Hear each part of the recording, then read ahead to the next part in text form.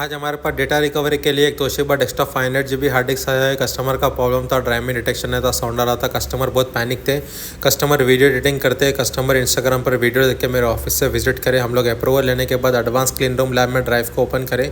आप देख सकते हैं इसका टॉप लेटर पर डस्ट था। ये डस्ट कैसा था, मीन्स हेड डैमेज होने की वजह से डस्ट आता है। तो हम लोग फुल्ली डायग्नोस के लिए हम लोग कस्टमर से अप्रूवल लेके हम लोग स्पेशल टूल से इसका हेड रिमूव करें। हेड रिमूव करके हम लोग माइक्रोस्कोप में चेक करें।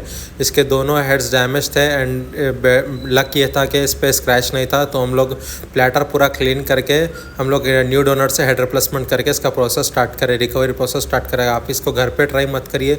अगर आप इसको विदाउट लैब ओपन करेंगे ड्राइव को तो डस्ट जाके तो आपका परमानेंटली डेटा लॉस हो सकता है। इसको एडवांस क्लीन रूम लैब होना पड़ता है ड्राइव को ओपन करने के लिए। तो आप देख सकते हैं इसका ट्रांसलेटर फर्मवेयर रिपेयर करके रिकवरी प्रोसेस स्टार्ट कर दें। कस्टमर का डेटा भी शो कर रहा है। अगर आपको भी कभी ऐसा प्रॉब्लम आया ड्राइव में साउंड आ रहा है तो आप ग्रीस डेटा रिकवरी विजिट करें।